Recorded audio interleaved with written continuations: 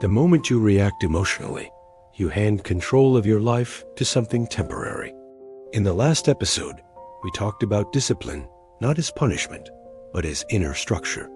Today, we talk about the greatest challenge discipline faces: emotion. Because no matter how intelligent a person is, if emotions led their decisions, life becomes unstable. The problem with emotions is not that they exist. It is that they are misunderstood. Most people are taught, directly or indirectly, that emotions should be followed. If something feels strong, it must be important. If it hurts, it must be acted upon. If it excites, it must be pursued. This belief feels honest, but it is incomplete. Emotions are reactions, not conclusions. They arise in response to thoughts, memories, expectations, and fears. They change quickly, often without warning. Yet many people allow these temporary states to make permanent decisions. When emotions lead, life becomes unstable. Anger pushes words that cannot be taken back. Fear avoids opportunities that never return.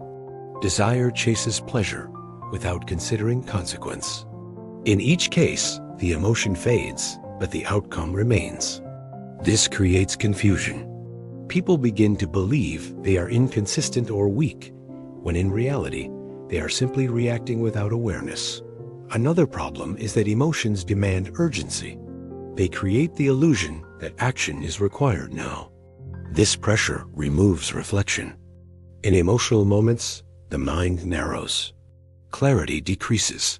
Perspective disappears. That is why regret often follows emotional decisions. The deeper issue is not emotion itself. It is the lack of space between feeling and action.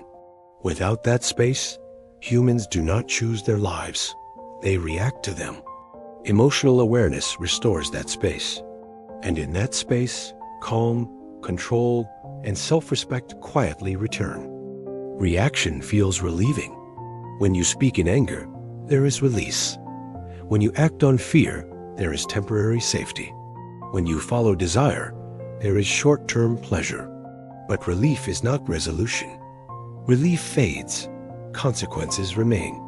And slowly, a pattern forms. Feel gives react is regret. There was once a leader known for his calm judgment and inner strength. People respected him not because he was loud or feared, but because he was steady.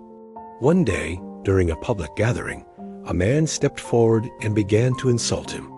The words were sharp, personal, and intentional. The crowd grew quiet, waiting. Everyone expected a response. The leader listened without interruption. His face did not change. He did not defend himself. He did not raise his voice. The man continued until his anger burned itself out. Then he left. Only after the moment had passed did someone close to the leader ask, "Why did you stay silent?"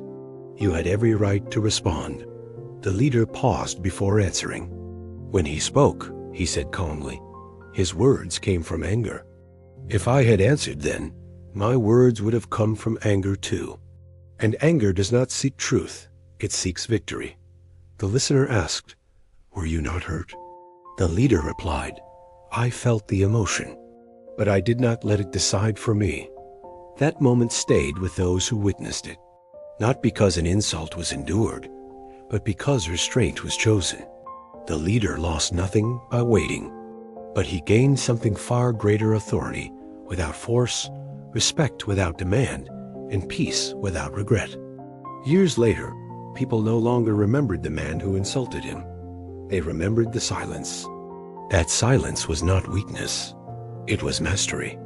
And mastery, more than reaction, is what shapes a life. Emotion is energy. If it is not guided, it moves blindly. If it is observed, it becomes information.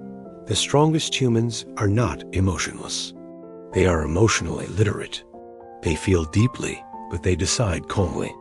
They understand that emotions pass, but decisions remain.